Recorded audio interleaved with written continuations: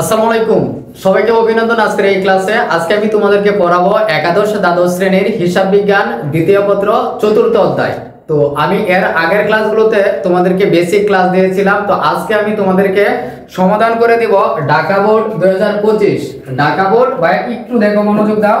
তোমরা আজকে যদি ক্লাসটাতে দেখতে পারো, আমি বিশ্বাস করি ইনশাআল্লাহ যত বাংলাদেশে বোর্ড প্রশ্ন আছে এই টাইপের প্রশ্ন আসলে তোমরা পারবা। তো আজকের ক্লাসটা কিন্তু স্পেশাল, তবে একটু দেখো। যারা আর এর আগে একটু বলে রাখি, আমি কমার্স নিয়েছ, তোমাদের সবচেয়ে গুরুত্বপূর্ণ সাবজেক্ট হচ্ছে অ্যাকাউন্টিং। ভাইরা একটু ভালো করে মনোযোগ দিও। তোমাদের কিন্তু স্কুলে কিন্তু এই কমার্স যে সাবজেক্টটা অনেকেরই ছিল না, অনেকেরই কি করছো বিজ্ঞান থেকে কমার্সে আসছো। তার মানে কি তোমাদের জন্য এই সাবজেক্টটা কিন্তু একটু টাফ হবে। যদি মনোযোগ দাও, তাহলে কিন্তু এখন থেকে মনোযোগ দিলে ইনশাআল্লাহ ভালো পারবা। তো যাই হোক, আমি তোমাদেরকে আবার ভয় পাওয়াচ্ছি না। তোমরা যদি একটু সিরিয়াস থাকো শুরু থেকে, তাহলে কিন্তু ইজিলি তোমরা বুঝতে পারবা। তাহলে বিষয়টা একটু দেখো। এখন কি বলতেছি ভাইয়া, আজকের যে বোর্ড প্রশ্নটার সমাধান করব সেটা হচ্ছে ঢাকা বোর্ড 2025 সাল। তো দেখো, একটু আমি পড়ে শোনাচ্ছি। হিরন কোম্পানি লিমিটেড প্রতিটি শেয়ার 10 টাকা মূল্যে কতগুলো শেয়ার ভাইয়া? 50,000 শেয়ার। এটার অনুমোদিত মূলধন কত হচ্ছে? 5 লক্ষ টাকা। ভালো করে ভাই একটু বুঝিও। তারপর দেখো বলতেছে যে কোম্পানি 40,000 শেয়ার, কতগুলো ভাইয়া? 40,000 শেয়ার কত পার্সেন্ট অধিহারে? 10% অধিহারে বাজারে বিক্রি করার জন্য সে কি করছে? বিবরণ পত্র প্রচার করছে। তো যাই হোক, এরপরে দেখো সে এই যে বিক্রি করার জন্য ইস্যু করছে, অর্থাৎ ইস্যু মানে কিন্তু বিক্রি বা বিক্রি করা। তাহলে দেখো কতগুলো শেয়ার সে বিক্রি করবে? 40,000। কিন্তু সে আবেদন পাইছে কতগুলো ভাইয়া? 50,000। আচ্ছা, এরপরে বলতেছে যে ইস্যুকৃত শেয়ার যথাসময়ে সে বিলি করে দিছে। বিলি করার পরে হচ্ছে অতিরিক্ত, একটু ভালো করে এখানে একটু বুঝো। আচ্ছা, আমি কতগুলো শেয়ার বিক্রি করবো ভাইয়া? 40,000। এখন আমি অনলাইনে বিক্রি করতেছি কতগুলো শেয়ার? 40,000 শেয়ার বিক্রি করব। কিন্তু এই 40,000 শেয়ার নেওয়ার জন্য মানুষ আবেদন করছে কতগুলো? 50,000 শেয়ার আবেদন আমি অলরেডি পেয়ে গেছি। এবার তোমরা একটু বলো, আমি কি এই 50,000 শেয়ার কি দিতে পারবো? পারবো না। আমি কতগুলো দিতে পারবো? 40,000। তাহলে এখন তোমরা বলো, এখানে অতিরিক্ত কত হয়েছে? অতিরিক্ত 10,000 শেয়ার হয়ে গেছে, তাই না ভাইয়া? তো এখানে এই বিষয়গুলোই বলছে যে একটু দেখো, অতিরিক্ত শেয়ার আবেদনের টাকা সংশ্লিষ্ট আবেদনকারীকে ফেরত দিতে হবে।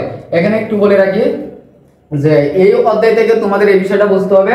আমাদের এই কোম্পানির নাম হচ্ছে যৌথ মূলধনী কোম্পানি। 1994 সালে কিন্তু গঠিত হয়েছিল। ওইখানে তোমাদের বলা হয়েছিল এরকম, তুমি যতগুলো দিতে পারবা মানুষকে, সেই টাকাটাই তুমি গ্রহণ করতে পারবা। এর বেশি কিন্তু 1 টাকা রাখারও তোমার এবিলিটি নাই। তাহলে দেখো, এই যে মানুষ 50,000 মানুষ ধরো আবেদন করছে, ওই টাকাটা কিন্তু অলরেডি তোমার ব্যাংকে ঢুকে গেছিল। কিন্তু তুমি কি দিতে পারবা 50,000? দিতে পারবা না। দিতে পারবা কতগুলো? 40,000। তো এই যে 10,000 অতিরিক্ত হইছে, এই টাকাটা তোমাকে কি করতে হবে? ফেরত দিতে হবে। আচ্ছা, এরপরে বলছে দেখো যে শেয়ার প্রতি কত পার্সেন্ট? শেয়ার প্রতি হচ্ছে 0.60 টাকা তোমাকে ব্যাংক চার্জ প্রদান করতে হবে। আচ্ছা, যাই হোক, এটা ছিল তোমাদের উদ্দীপক। তো যাদের টেস্ট পেপার আছে তোমরা কি করতে পারো? টেস্ট পেপার থেকে উদ্দীপকটা দেখতে পারো। তো এরপরে দেখো, আমাদের সবচেয়ে গুরুত্বপূর্ণ বিষয়গুলো হচ্ছে এই প্রশ্নগুলো বোঝা। আমি কিন্তু এর আগের বেসিক ক্লাসগুলোতে বলেছিলাম যে ক মার্কে বা কিভাবে প্রশ্ন করে। তো এই বিষয়টা একটু মনোযোগ দাও। এখানে 1 মার্কে প্রশ্ন করছে যে শেয়ার প্রতি অধিহার ও মোট অধিহারের পরিমাণ নির্ণয় করো। দেন হতে প্রশ্ন করছে প্রয়োজনীয় জাবেদা দাখিলা দেখাও। তারপর গ নং প্রশ্ন করছে কোম্পানি আর্থিক অবস্থার বিবরণী প্রস্তুত করো। তো যারা 26 এবং 27 বেসে আছো, এই প্রশ্নগুলো নিয়ে তোমাদের দ্বিধাদ্বন্দ্ব বা ভয়ভীতি আছে, তো তোমরা অবশ্যই আজকে একটু মনোযোগ দিবা। আমি টোটালি তোমাদের এই অধ্যায় সম্পূর্ণ ক্লিয়ার করে দিব এই বোর্ড প্রশ্নের মাধ্যমে। তাহলে তোমরা একটু মনোযোগ দাও ভাইয়া। এই যে সমাধান করব কিভাবে, একটু দেখো, মনোযোগ দাও। দেখো, পর নাম্বার আমরা যে সমাধান যদি করি, ওকে, তাহলে দেখো ভাইয়া, আমরা তাহলে এই যে শেয়ার প্রতি অধিহার, এটা কিভাবে সমাধান করব বা এর উত্তরটা কিভাবে হবে, এবং দেন বলছে অধিহারের পরিমাণ নির্ণয় করো। তাহলে দেখো ভাইয়া, আমি এক একটা শেয়ার কত টাকা করে কিনছিলাম, একটু দেখো কত টাকা ভাইয়া? 10 টাকা করে কিন্তু কিনছিলাম। এখন বলছে শেয়ার প্রতি অধিহার, তাহলে তুমি একটু লিখে নাও এটার উত্তরটা কিভাবে হবে। দেখো, শেয়ার প্রতি অধিহার, এই বিষয়টা অবশ্যই লিখবা। শেয়ার প্রতি শেয়ার প্রতি অধিহার।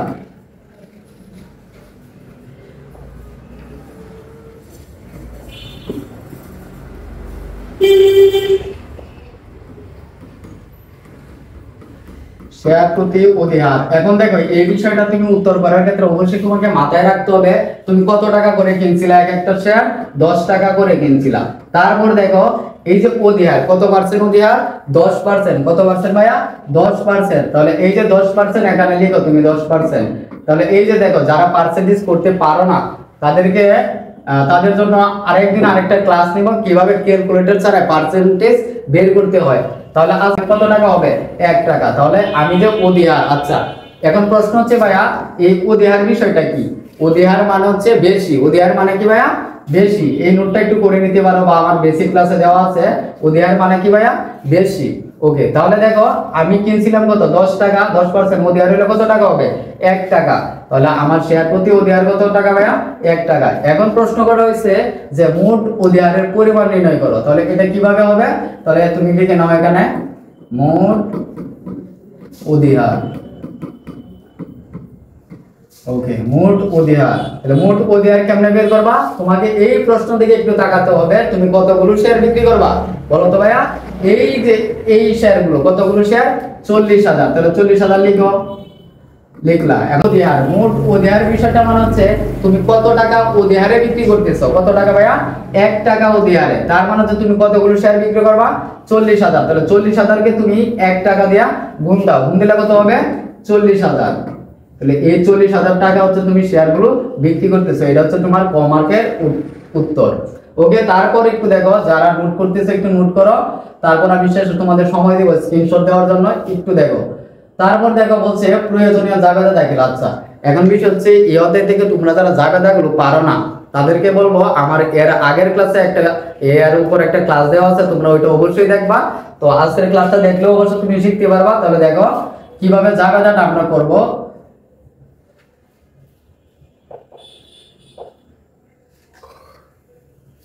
কিভাবে জাবেদা দাখিলা করবো? আচ্ছা জাবেদা দাখিলার ক্ষেত্রে প্রথমে হচ্ছে তোমাকে কি করতে হবে ভাইয়া? কোম্পানির নাম লিখতে হবে। তো আমি এত কিছু লিখতেছি না, তোমরা উপরে হচ্ছে অবশ্যই কোম্পানির নামটা লিখে নিবা। এখানে কোম্পানির নাম কি? আচ্ছা লিখে দিই, হিরন কোম্পানি। তো এটা তোমরা অবশ্যই লিখে নিবা। লিখে তারপর আমরা কি করতেছি ভাইয়া? জাবেদা বের করতেছি। তো আমরা এইভাবে জাবেদাটা লিখে নিব।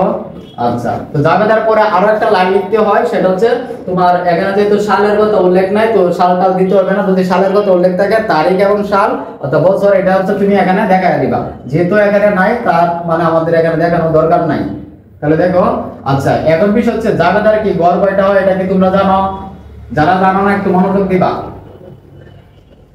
এই হচ্ছে আমাদের জাবেদার গড়। তাহলে এখন প্রথম যে জাবেদাটা দিতে হবে সেটা একটু মনোযোগ দাও, অনেকে এটা বুঝো না যে প্রথমে জাবেদাটা কি দিব। দেখো এই অধ্যায় থেকে সবচেয়ে গুরুত্বপূর্ণ হচ্ছে এই বিষয়টা। প্রথম জাবেদাটা কোনটা দিতে হবে? সেটা হচ্ছে আমাদের যে কতগুলো শেয়ার আমি পাইছি। পাইছি বলতে আবেদন পাওয়া গেল। এখানে বলো তো ভাই কতগুলো শেয়ার আমরা আবেদন পাইছি? 50,000 শেয়ার। এই যে দেখো প্রথম জাবেদা যেটা দিতে হবে সেটা হচ্ছে, আমি আবারও বলছি, কতগুলো শেয়ার তুমি আবেদন পাইছো, মানে কতগুলো আবেদন পাওয়া গেল। এটা ডাইরেক্ট প্রশ্নতে উল্লেখ থাকবে। কতগুলো পাইছিলাম মনে আছে কি তোমাদের? 50,000। তার জন্য আমাদের জাবেদা দিতে হবে, দেখো জাবেদা হবে ব্যাংক হিসাব ডেবিট। ব্যাংক হিসাব ডেবিট, শেয়ার আবেদন ক্রেডিট। শেয়ার আবেদন হিসাব ক্রেডিট সংক্ষেপে এটা লিখে দিবা তোমরা। তো এখানে কিন্তু ব্যাখ্যার কথা বলা হয় নাই। যদি ব্যাখ্যার কথা যদি বলতো প্রশ্নতে তাহলে আমরা ব্যাখ্যা দিতাম।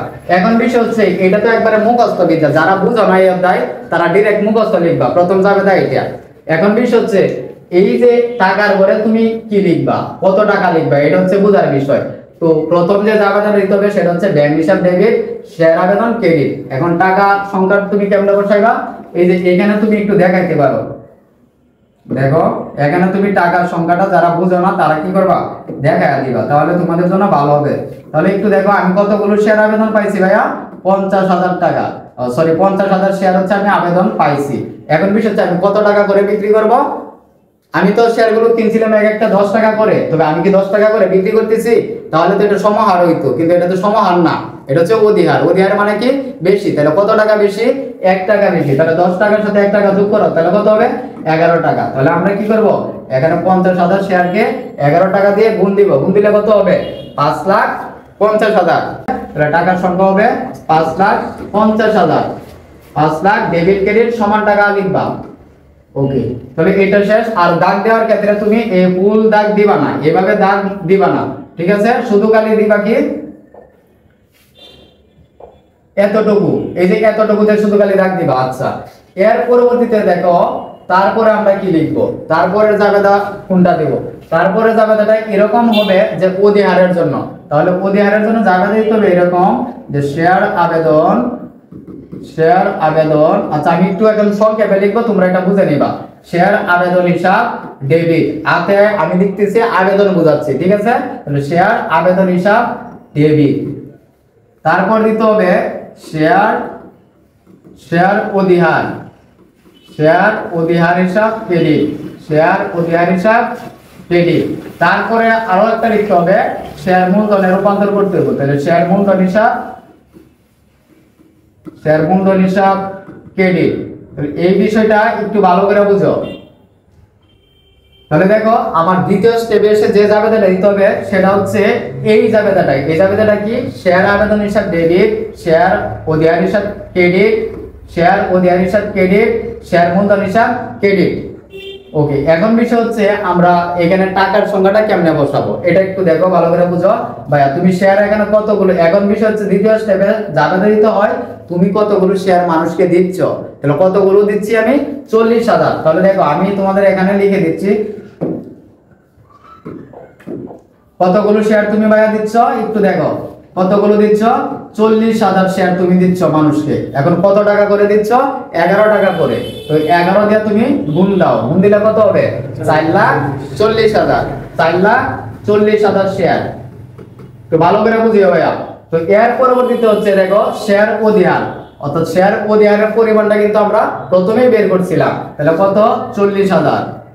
কত টাকা করে ভাইয়া? 1 টাকা করে। তাহলে গুণ দিলে কত হবে? 40,000 হবে। এটা হচ্ছে ক্রেডিট করে বসাইবা, কারণ আমরা জানি কি শেয়ার অধিহার ক্রেডিট আর শেয়ার ওভার হলে ডেবিট হইতো। ওকে, তারপর দেখো শেয়ার মূলধন। তো শেয়ার মূলধনের ক্ষেত্রে তুমি কি করবা? ঠিক শেয়ার সংখ্যা সেম থাকবো 40,000। মনে রাখবা শেয়ার মূলধন বললে লিগ্যাল যে টাকাটা ছিল, কত টাকা ছিল? 10 টাকা করে। এই 10 দিয়ে তুমি গুণ দিবা, কত হবে? 4 লাখ। তো এই 4 লাখ তুমি এখানে লিখে নাও। আর মনে রাখবা এই বিষয়টা যে এই যে ক্রেডিটের পরিমাণ আর ডেবিটের পরিমাণ সেম হবে কিন্তু। তাহলে আমাদের এইটা গেল। তার পরবর্তীতে আর কি করতে হবে? এরপরে পরবর্তীতে দেখো যে জাবেদাটা আমাদেরকে দিতে হবে সেটা হচ্ছে এখন আমি যে এতগুলো টাকা যে নিয়ে নিয়েছি এর জন্য আমার ফেরত দিতে হবে না টাকার সংখ্যাটা অতিরিক্ত। এখন তৃতীয় নাম্বার জাবেদাটা হচ্ছে অতিরিক্ত আবেদনের টাকাটা ফেরত দিতে হবে। তার জন্য জাবেদাটা কি হবে একটু বলে, যে প্রথম যে জাবেদাটা দিয়েছিলাম তার উল্টা। তাহলে দেখো এখন কি করবা? শেয়ার আবেদন, শেয়ার আবেদন হিসাব ডেবিট, শেয়ার আবেদন হিসাব ডেবিট, ব্যাংক হিসাব ক্রেডিট, ব্যাংক হিসাব ক্রেডিট। তাহলে আমরা আবেদন তো শেয়ার বিক্রি করবো কত ভাইয়া? শেয়ার বিক্রি করবো হচ্ছে 40,000, কিন্তু আমি আবেদন পাইছিলাম কত? 50,000। 50,000 শেয়ার হচ্ছে আবেদন পাইছিলাম। তাহলে এখানে অতিরিক্ত কত? অতিরিক্ত হচ্ছে 10,000 ভাইয়া। কত ভাইয়া? 10,000। তাহলে এখানে কি করবা ভাইয়া? একটু দেখো এখানে হচ্ছে তুমি 10,000 লিখবা আগে। লেখার পরে টাকা কত টাকা করে নিছিল ওই প্রথম জাবেদাতে চলে যাও। 11 টাকা করে নিছিল। তাহলে 11 টা তুমি গুণ দাও। গুণ দিলে কত হবে? গুণ দিলে টাকার সংখ্যা আসবে 1,10,000। 1,10,000। ওকে, তো এইভাবে হচ্ছে অতিরিক্ত আবেদনের টাকা ফেরত দিতে হয় এবং টাকার সংখ্যাটা এভাবে দেখাইতে হয়। তার পরবর্তীতে দেখো ভাইয়া আরো একটা জাবেদা দিতে হবে, সেটা হচ্ছে তোমার ব্যাংক চার্জ নামে একটা লেনদেন দেওয়া আছে, তাই একটা কিন্তু আমাদের জাবেদা দেখাতে হবে। তো তার জন্য জাবেদাটা কি হবে একটু মনোযোগ দাও। জাবেদা হবে ব্যাংক চার্জ, ব্যাংক চার্জ হিসাব ডেবিট, ব্যাংক হিসাব ক্রেডিট। একটু বুঝাই। এখন বিষয় হচ্ছে ওইখানে টাকার সংখ্যাটা দেওয়া আছে কত টাকা করে? টাকার সংখ্যা হচ্ছে 0.60। তাহলে এখন বিষয় হচ্ছে এখানে টাকার সংখ্যা কত কত বসাইবা, এটাই তো তোমাদের মনের ভিতর প্রশ্ন, তাই না? টাকার সংখ্যা বসাইবা। আমরা কতগুলো শেয়ার বিক্রি করতেছিলাম? 40,000। তো এখন 40,000 কে তুমি 0.60 দিয়ে তুমি গুণ দিবা, গুণ দিলে 24,000। একটু ভালো করে একটু বুঝো, 24,000 এখানে তুমি বসাবা। ডেবিট ক্রেডিট সমান টাকা, এই ছিল তোমাদের জাবেদা। এই পর্যন্ত তোমরা যদি করতে পারো তাহলে এখান থেকে 4 থেকে 4 মার্ক তুমি পেয়ে যাবা।